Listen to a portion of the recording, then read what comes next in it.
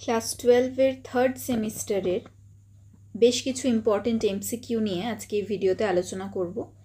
এখানে তোমাদের যে 4টে চ্যাপ্টার আছে সিলেবাসে, সেই সবকটা চ্যাপ্টারের এমসিকিউ নিয়ে আলোচনা করব। আর ভিডিওর শেষে আমি এই পিডিএফটা আমার Telegram group psychology teacher Sayantani student corner সেখানে আপলোড করে দেব। যারা যারা এখনও আমার টেলিগ্রাম গ্রুপে জয়েন হওনি, আমি ডেসক্রিপশন বক্সে লিঙ্ক প্রোভাইড করে দেব, সেখান থেকে জয়েন হতে পারবে। প্রথম প্রশ্ন, বুদ্ধাঙ্ক শব্দটি প্রথম ব্যবহার করেন কে? বুদ্ধাঙ্ক মানে হলো আইকিউ। আইকিউ ওয়ার্ডটা ফার্স্ট কে কয়েন করেছিলেন? কয়েন মানে কে প্রথম ব্যবহার করেছিলেন। এটার আনসার হবে স্টার্ন। তোমরা প্রত্যেকে আনসার যখন করবে নিজেরা ভিডিওটা একবার পজ করে নেবে কোয়েশ্চেনটা পড়ার সময়, এবং নিজেদের আনসারটা খাতায় লিখবে, তারপরে আবার ভিডিওটা প্লে করে আমার আনসারের সাথে মিলিয়ে নেবে। এইভাবে তোমরা প্রত্যেকটা প্রশ্নের ক্ষেত্রে করতে পারো, তাহলে তোমরা বুঝতে পারবে তোমাদের কতটা প্রিপারেশন হয়েছে। ভিডিওর শেষে 35-এর মধ্যে কে কত স্কোর করছো সেটা আমাকে কমেন্ট বক্সে অবশ্যই লিখে জানাবে। নেক্সট কোয়েশ্চেন, এরিকসন তার মনোসামাজিক বিকাশের তত্ত্বের যে কটি পর্যায় উল্লেখ করেছেন তা হলো, এটাও ভীষণ ইম্পর্ট্যান্ট। এরিকসনের যে সাইকোসোশ্যাল ডেভেলপমেন্টাল স্টেজেস আছে সেখানে কটি স্টেজের কথা এরিকসন বলেছেন? এটার আনসার হবে 8টি। একদম প্রথম থেকে আমরা এরিকসনের থিওরিতে প্রত্যেকটা স্টেজ দেখতে পাই, আর এইভাবে 8টা স্টেজের কথা তিনি বলেছেন। পরের প্রশ্ন, স্পিয়ারম্যান তার তত্ত্বে সাধারণ ও বিশেষ উপাদান দুটিকে চিহ্নিত করেন কোন টার্মগুলো দিয়ে? এটার আনসার ভীষণ সোজা। এটার উত্তর হবে অপশন সি, অর্থাৎ যেটা জি ফ্যাক্টর বা জেনারেল ফ্যাক্টর, আর এস মানে হলো স্পেসিফিক ফ্যাক্টর বা বিশেষ উপাদান। স্পিয়ারম্যান মনে করতেন আমাদের বুদ্ধির জন্য এই দুটি ফ্যাক্টর দায়ী। স্পিয়ারম্যান প্রথম যখন বুদ্ধির তত্ত্বের ব্যাপারে কাজ করা শুরু করেছিলেন 1904-এ, তখন তিনি স্পেসিফিক ফ্যাক্টরের কথাই প্রথম উল্লেখ করেন। তিনি মনে করতেন আমাদের বুদ্ধির জন্য দায়ী শুধুমাত্র কিছু বিশেষ উপাদান। তারপরে তিনি 1927-এ গিয়ে রিয়েলাইজ করেন যে এই প্রত্যেকটা বিশেষ ক্ষমতার পাশাপাশি একটা সাধারণ ক্ষমতা আমাদের বিরাজমান। এই থিওরিটার ব্যাপারে ডিটেলে আমার চ্যানেলে অলরেডি ভিডিও আছে, তোমরা এই ভিডিওটা দেখে নিতে পারো, নিচে আমি ডেসক্রিপশন বক্সে লিঙ্ক প্রোভাইড করে দেব। নেক্সট কোয়েশ্চেন, ল্যাটিন শব্দ পার্সোনার অর্থ কী? এটাও ভীষণ ইম্পর্টেন্ট একটা কোয়েশ্চেন। এটার আনসার হবে মুখোশ বা মাস্ক। ল্যাটিন শব্দ পার্সোনা থেকে পার্সোনালিটি ওয়ার্ডটা এসেছে। পার্সোনালিটির অর্থ কিন্তু ব্যক্তিত্ব, আর পার্সোনা এই শব্দটার অর্থ হলো মুখোশ। এর পরের প্রশ্ন, বয়ঃসন্ধিকালকে ঝটিকাক্ষুব্ধ কাল বলে উল্লেখ করেছেন কোন মনোবিদ? এটাও ভীষণ ইম্পর্টেন্ট, এটা তোমরা আগের সেমিস্টারেও করেছিলে ডেভেলপমেন্টের চ্যাপ্টারে। স্টর্ম আর স্ট্রেসের পিরিয়ড কোন সাইকোলজিস্ট বলেছেন? এটার আনসার হবে স্ট্যানলি হল। নেক্সট কোয়েশ্চেন, সামাজিক আলস্য যাপন বলতে কি বোঝায়, অর্থাৎ সোশ্যাল লোফিং? এটার উত্তর হবে দলে কাজ করার সময় প্রচেষ্টা হ্রাস, অর্থাৎ reduction of effort while working in a group. Social loafing বা সামাজিক আলস্য যাপন নিয়ে ম্যাক্স রিঙ্গেলম্যান একটি স্টাডি করেছিলেন, যেখানে তিনি টাগ অফ ওয়ার এই এক্সপেরিমেন্টটা করেছিলেন।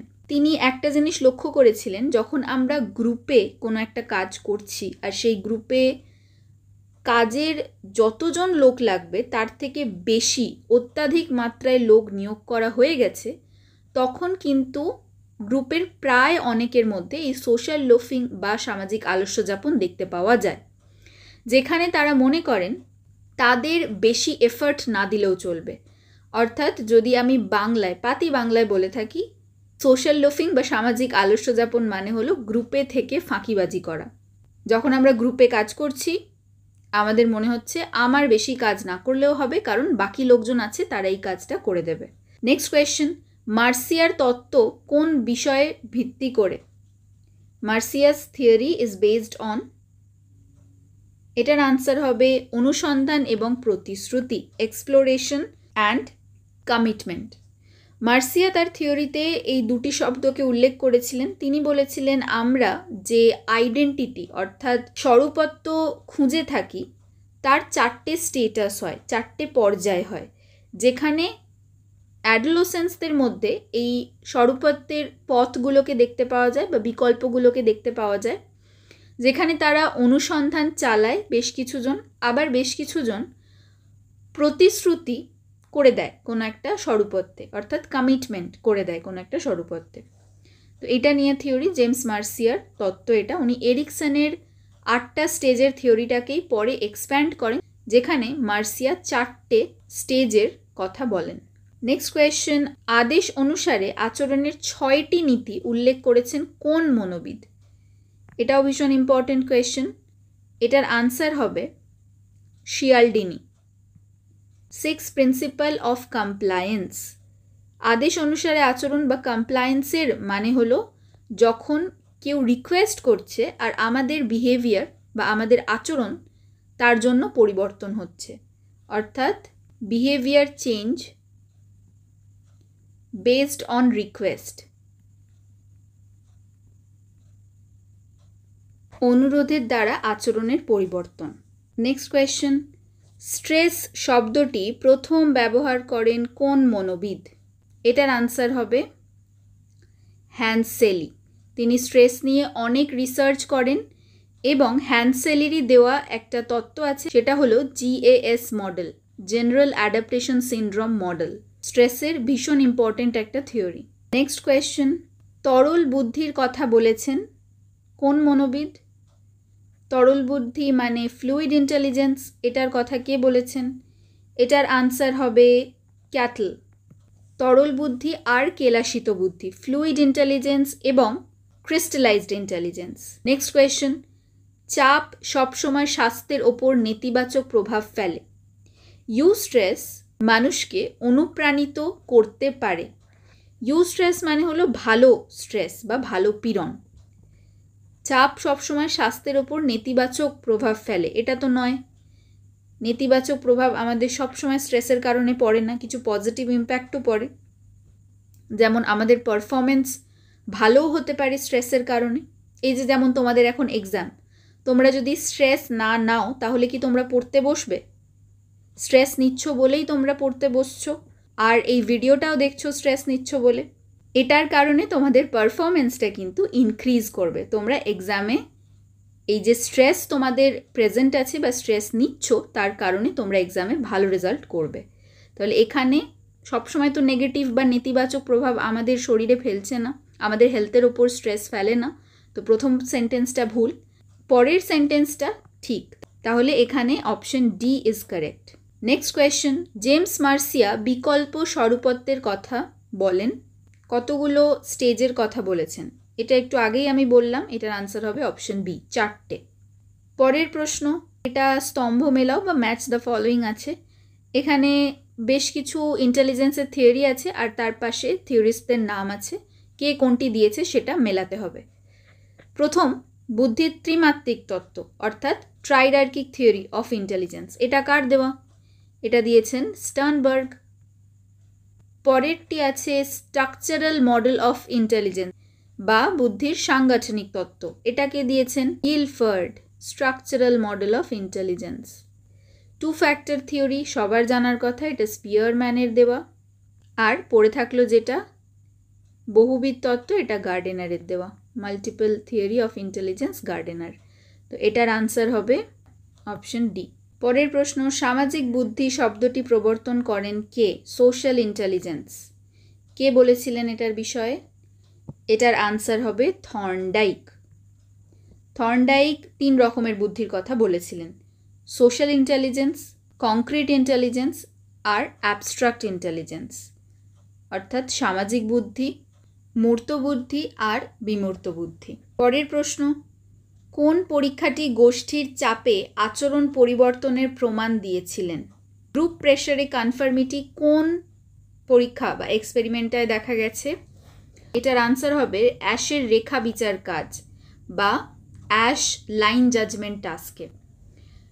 এটা সলোমন অ্যাশের করা স্টাডি, যেখানে তিনি দেখিয়েছিলেন গ্রুপের প্রেশারে পড়ে আমরা কিভাবে নিজেদের উত্তরটাকে পরিবর্তন করে ফেলি, চেঞ্জ করে ফেলি। যখন আমরা জানি যে সেই আনসারটি ভুল, তারপরেও আমরা পরিবর্তন করে ফেলছি সেই উত্তরটা, তার কারণ আমরা একটা প্রেশার ফিল করছি গ্রুপে থেকে। তো এটা সলোমন অ্যাশের স্টাডি, কনফার্মিটি বা প্রথানুসারী আচরণের একটা স্টাডি। মনে রাখবে এখানে দুজনই স্টাডি করেছিলেন, সলোমন অ্যাশ অ্যান্ড শেরিফ। এখানে দেখো অপশন ডিতে রবার্টসের কেভ এক্সপেরিমেন্ট একটা আছে। এই এক্সপেরিমেন্টটা কনফার্মিটির ছিল না, এটা অন্য এক্সপেরিমেন্ট ছিল। কনফার্মিটির এক্সপেরিমেন্ট যেটা শেরিফ করেছিলেন সেটা হলো লেজার টাস্ক, লেজার লাইট দিয়ে তিনি এক্সপেরিমেন্টটা করেছিলেন। তো এখানে শেরিফ আর অ্যাশ করেছিলেন স্টাডি, কিন্তু শেরিফ রবার্টসের যে কেভ এক্সপেরিমেন্ট সেটা নয়। নেক্সট কোয়েশ্চেন, অধিকাংশ দ্বন্দ্বরই সূচনা হয় মানুষের মনে এবং তারপরে তা বাস্তবে ঘটে। এই উক্তিটি কে তার কোন গ্রন্থে উল্লেখ করেছেন? এটাও ভীষণ ইম্পর্টেন্ট। এটার আনসার হবে অপশন সি, গার্ডনার মার্ফি তার in the minds of men এই বইটাতে তিনি এটা লিখেছিলেন।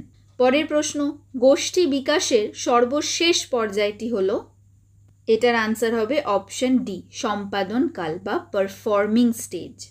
এখানে পরপর সিকোয়েন্সটা আমরা দেখে নেব। কোনো গ্রুপ বা গোষ্ঠী তৈরি হওয়ার সময় 4টি পর্যায়ের মধ্যে দিয়ে গোষ্ঠীটা যায়। প্রথম পর্যায়টা হলো ফর্মিং বা নির্মাণকাল। দ্বিতীয় পর্যায় হলো স্টর্মিং বা ঝঞ্ঝাকাল। এবং তৃতীয় পর্যায় সেটা হলো নর্মিং বা আদর্শায়ন কাল। আর চতুর্থ পর্যায় সেটা হলো পারফর্মিং কিংবা সম্পাদন কাল। এরপরে আরও একটি পর্যায় হয় যেটাকে বলা হয় অ্যাডজার্নিং, বাংলায় যেটাকে বলে স্থগিতকাল। আমরা দেখি গ্রুপটা এই সময় অ্যাডজার্নিং বা স্থগিতকালে গিয়ে ভেঙে যায়। পরের প্রশ্ন, এটার আনসার হবে psycho neuro immunology, option D. যে রিলেশনশিপটা আছে মাইন্ড, ব্রেন আর ইমিউনিটির ফাংশনের মধ্যে, সেটা নিয়ে স্টাডি করে। পরের প্রশ্ন, পীড়ন যে স্বাভাবিক ধ্বংসকারী কোষগুলিকে ক্ষতিগ্রস্ত করে সেগুলিকে কি বলা হয়? যে সমস্ত নর্মাল ডিস্ট্রাকটিভ সেলগুলোকে ড্যামেজ করে দেয় স্ট্রেস, সেগুলোকে বলা হয় সাইটোটক্সিসিটি, অপশন বি হবে এখানে আনসার। নেক্সট কোয়েশ্চেন, পরাসমবেদী স্নায়ুতন্ত্র এবং অন্যান্য অঙ্গগুলি পীড়নের বিরুদ্ধে প্রচেষ্টা চালায় কোন স্তরে? এটা ভীষণ ইম্পর্ট্যান্ট একটা কোয়েশ্চেন। এই কোয়েশ্চেনটা দেওয়া হয়েছে GAS মডেল থেকে, যেটা হ্যান্সেলির দেওয়া মডেল। এটার আনসার হবে রেজিস্ট্যান্স স্টেজ বা প্রতিরোধ স্তর, অপশন বি। এখানে 3টে স্তর হয়, অ্যালার্ম রিয়াকশন স্টেজ যেটা সবার প্রথমে আসে, সতর্ক প্রতিক্রিয়ার স্তর যেটা বলা হয়, এরপরে হচ্ছে রেজিস্ট্যান্স স্টেজ যেটা নেক্সট স্টেজ, এবং এই স্টেজটাতে আমরা প্রতিরোধ করার চেষ্টা করি, স্ট্রেসটার সাথে মোকাবিলা করার চেষ্টা করি, এবং তারপরে হয় এক্সজশনের স্টেজ, যেখানে আমরা মোকাবিলা করতে করতে এতটাই ক্লান্ত হয়ে যাই যে আমাদের বডি আর পারে না। এখানে আমাদের ফাটিগ আর বার্ন আউট দেখা যেতে পারে। হ্যান্সেলির দেওয়া GAS মডেলে তিনি এই 3টে স্তরের কথা বলেছেন। পরের প্রশ্ন, MF হুসেন ছিলেন একজন ভারতীয় শিল্পী যিনি উজ্জ্বল বর্ণের কাহিনীভিত্তিক চিত্র আঁকায় পারদর্শী ছিলেন, যা একটি পরিবর্তিত কিউবিস্ট শৈলীতে উপস্থাপিত। হাওয়ার্ড গার্ডনারের বহুবিধ বুদ্ধির তত্ত্ব অনুযায়ী MF হুসেনের মধ্যে যে বুদ্ধিটির প্রকাশ পায় তা হলো, চিত্র আঁকার জন্য আমাদের কোন বুদ্ধিটা দরকার গার্ডনারের মতে?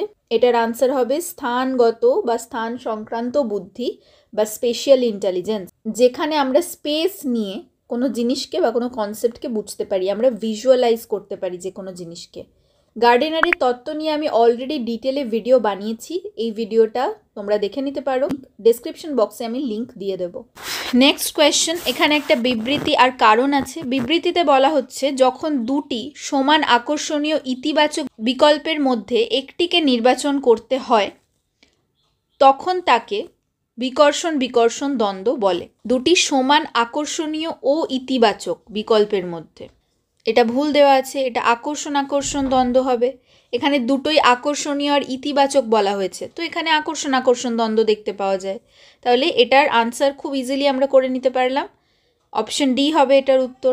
পরের প্রশ্ন, দুইজন সদস্য নিয়ে যে গোষ্ঠী গঠিত হয় সেটাকে কি বলা হয়?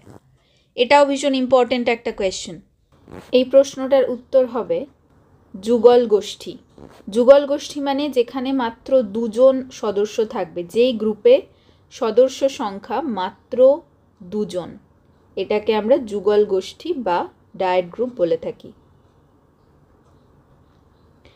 আর যখন ত্রয়ী গোষ্ঠী বা ট্রায়াড গ্রুপ বলা হচ্ছে সেখানে 3 জন মেম্বার থাকবে ইন আ গ্রুপ।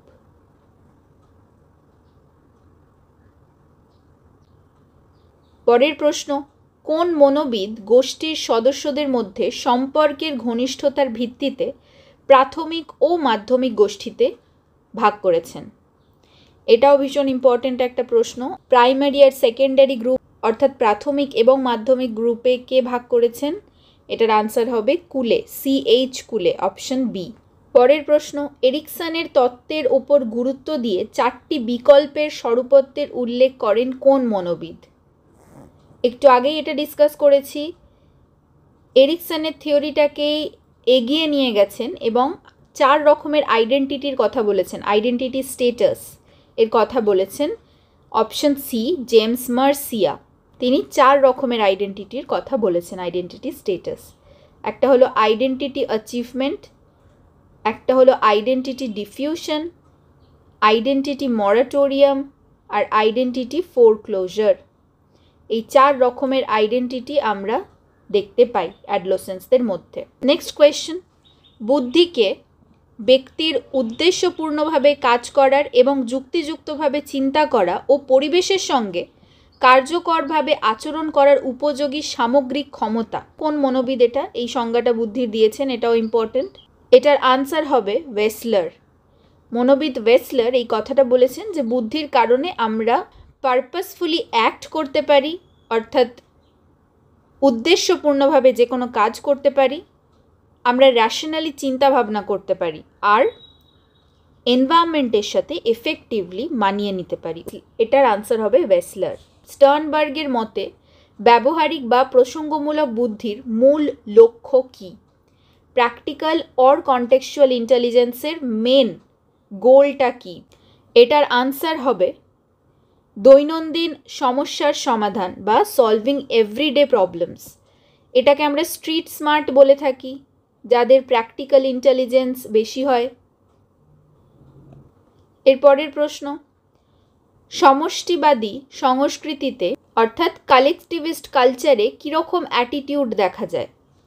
কালেকটিভিস্ট বা সমষ্টিবাদী সংস্কৃতি যেটা আমরা এশিয়ান কালচারে দেখতে পাই, অর্থাৎ ইন্ডিয়াতে আমাদের সমষ্টিবাদী সংস্কৃতি মানে যেখানে এরকম শেখানো হয় যে একসাথে থাকা, গ্রুপে থাকা। আর আরেক রকমের কালচার হয় ইন্ডিভিজুয়ালিস্টিক, যেটা আমরা দেখতে পাই বাইরের দেশে, যেমন ইউএসএতে ইন্ডিভিজুয়ালিস্টিক কালচারকে প্রমোট করা হয়। সেখানে বাচ্চারা মা বাবার থেকে দূরে, একটু বড় হয়ে যাওয়ার পর মা বাবার থেকে দূরে তারা ইন্ডিভিজুয়ালি থাকে। তো সেখানে এটাই শেখানো হয় যে একা কিভাবে বাঁচতে হয়, ইন্ডিভিজুয়ালি কিভাবে সারভাইভ করতে হয়। আর আমাদের কালচারে, ইন্ডিয়ান কালচারে বা এশিয়ার সমস্ত জায়গায় কালেকটিভিস্ট কালচার আছে, সমষ্টিবাদী, যেখানে একসাথে গ্রুপে মিলেমিশে থাকতে শেখানো হয়। এটার আনসার হবে কোঅপারেটিভ বা সহযোগিতামূলক। কম্পিটিটিভ আমরা কোথায় দেখতে পাই? ইন্ডিভিজুয়ালিস্টিক কালচারে। পরের প্রশ্ন, অপর মানুষের উপস্থিতিতে ব্যক্তির পারদর্শিতা সেই উপস্থিতির দ্বারা প্রভাবিত হয় তাকে বলে? যখন অন্য কারোর প্রেজেন্সে আমার পারফরমেন্স বেটার হচ্ছে বা ভালো হচ্ছে বা খারাপ হচ্ছে, সেটাকে বলা হয় সামাজিক সুবিধা প্রদান। এটা কার দেওয়া এই কনসেপ্টটা? এর পরের প্রশ্নটাই এটা আছে, তাই আমি এটার আনসার বলছি না। নেক্সট কোয়েশ্চেনে গিয়ে এটার আনসার বলছি। সামাজিক সুবিধা প্রদান কে এই কনসেপ্টটা প্রথম দিয়েছিলেন? আর সামাজিক আলস্য যাপন বা সোশ্যাল লোফিং আমরা একটু আগেই পড়লাম, যেখানে গ্রুপে থেকে কেউ কোনো কাজ করছে না বা গ্রুপে থেকে ফাঁকিবাজি করা, বেসিক্যালি সেটা সামাজিক আলস্য যাপন বা সোশ্যাল লোফিংয়ের কনসেপ্ট।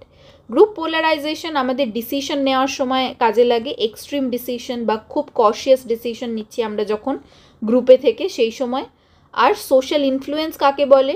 যখন আমাদের আচরণটা কারোর দ্বারা ইনফ্লুয়েন্স হচ্ছে, মানে কেউ আমাকে রিকোয়েস্ট করছে, তার জন্য আমার আচরণের পরিবর্তন ঘটছে, আমি গ্রুপে একটা প্রেশার ফিল করছি, তখন আমার আচরণের পরিবর্তন হচ্ছে, এটাকে সামাজিক প্রভাব বিস্তার বা সোশ্যাল ইনফ্লুয়েন্স বলা হয়।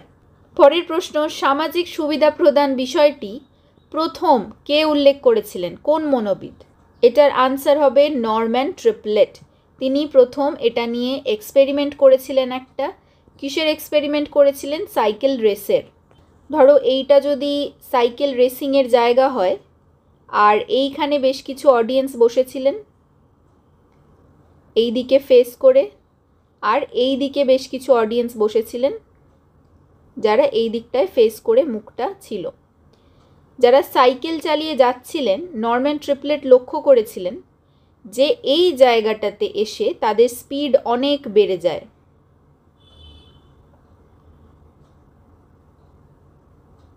কারণ এখানে তাদেরকে লোকে দেখতে পাচ্ছে, আর এই জায়গাতে যেখানে তাদেরকে কেউ দেখতে পাচ্ছে না, আরেকটু এগিয়ে গিয়ে প্রত্যেকের স্পিড অনেক কমে যায়। তো এখানে তিনি এই জিনিসটা বুঝতে পেরেছিলেন এটা কেন হচ্ছে, কারণ এই জায়গাটাতে অডিয়েন্সরা তাকে দেখতে পাচ্ছে। অডিয়েন্সের প্রেজেন্সের জন্য এই প্রত্যেকটা সাইকেলার্সদের স্পিডটা ইনক্রিজ করছে, আর যেই জায়গাটাতে দেখা যাচ্ছে না তাদেরকে, সেখানে প্রত্যেকটা পার্টিসিপেন্টদের দেখা যাচ্ছে যে স্পিডটা ডিক্রিজ করে যাচ্ছে। তো এখান থেকে তিনি সামাজিক সুবিধা প্রদানের কনসেপ্টটা দিয়েছিলেন। আমাদের সামাজিক সুবিধা প্রদান কেন হয়? কারণ যখন কোনো কো অ্যাক্টার্স বা কিছু লোক প্রেজেন্ট থাকছেন আমাদের কোনো কাজ করার সময়, আমরা একটা শারীরবৃত্তীয় উত্তেজনা ফিল করছি বা আমরা অ্যারাউজড হয়ে থাকছি, যেটার কারণে আমাদের পারফরমেন্সটা খুব ভালো হচ্ছে ইদার, কিংবা খারাপও হতে পারে। ভালো কখন হয়? যখন আমরা সেই কাজটাতে বেটার হই, সেই কাজটা আমাদের কাছে ইজি। আর খারাপ কখন হয়? যখন সেই কাজটা আমাদের কাছে ডিফিকাল্ট হয়।